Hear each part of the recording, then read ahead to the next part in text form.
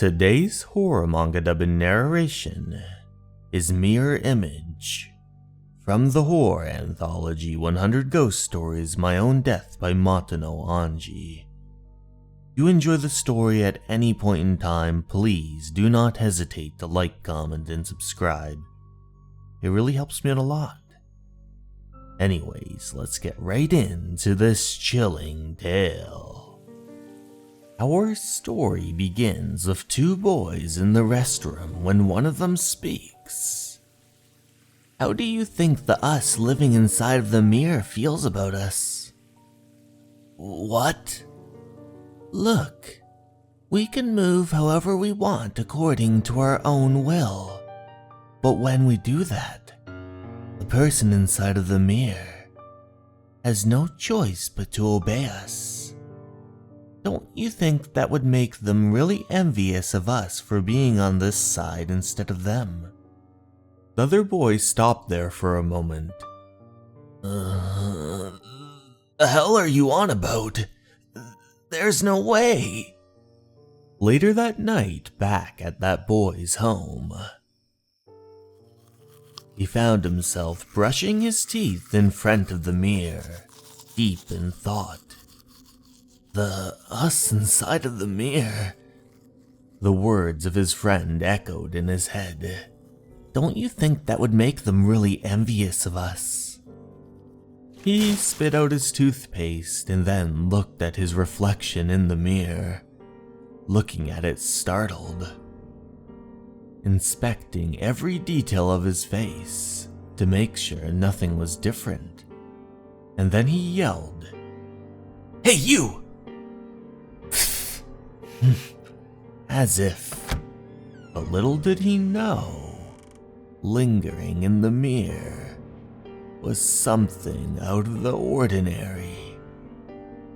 He left the bathroom and started to walk down the hall. That was when he noticed that there was a mirror next to him.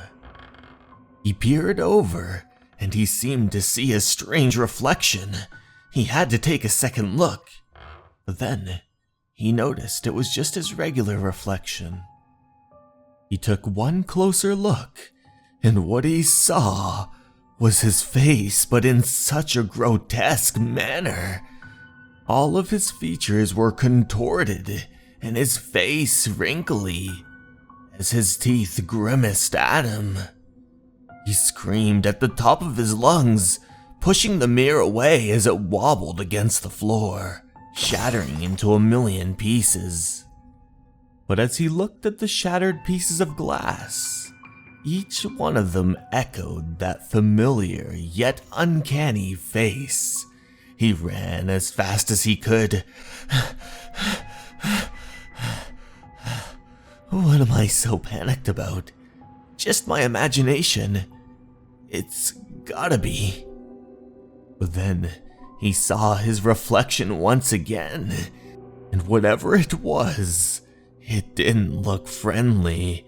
It stared at him with an angry face.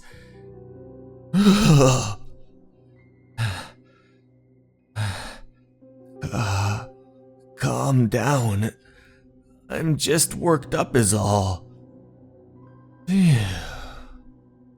But his sigh of relief was soon interrupted by a phone call.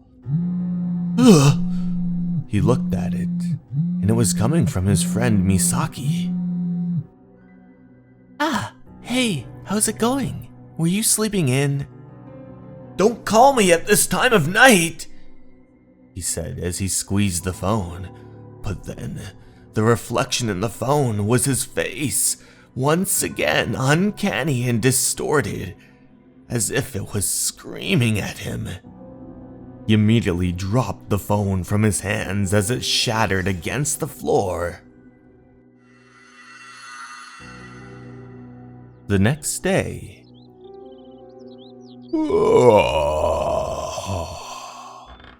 his father found him sitting against a corner. His head was against his knees and facing toward the floor. His father asked him, "Ryuji, what's wrong? Why aren't you in your room? Are you feeling sick? Let's get you to your bed. No. I don't want to move from this spot. There's no telling where he could be looking at me from. What do you mean? The person inside of the mirror has been staring me down this whole time. I know I sound like I'm crazy, but he hasn't stopped looking at me since he showed up. He's probably been there forever, biding his time, waiting to make his move. The mirror, don't you think? The mirror looks like that because of the face you're making. But then his son jolted backward. His father couldn't make heads or tails of it as sweat dripped down his brow. But little did he know that his son was seeing his reflection in the dark pupils of his father's eyes. Once again, the reflection was making a menacing face, as if it was screaming at the top of his lungs, telling him that he should be the one out there, not him. The boy ran away as fast as he could, running toward the stairs as his father called for him. "Come back! Come back!" But it was too late. The boy missed one of the stairs, twisting his ankle against it, and tumbling down all of the stairs until snapping his head against the bottom. Blood dripped everywhere as his father approached him. "No! Ryuji! Ryuji! Hey!" But it was too late.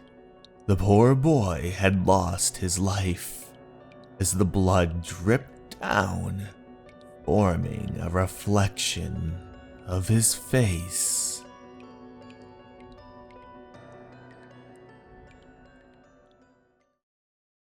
Hey everyone, thank you so much for watching. I'd like to take this time to give a very special thanks to my Patreons and YouTube members: Sarah de Jesus, Moto Surf, Cleo, Dason Animus, Ali Wei, Pteranodon Girl 1, and Myuu. Thank you so much for watching, and remember, you're important and you matter. Have a good night, everyone. Goodbye.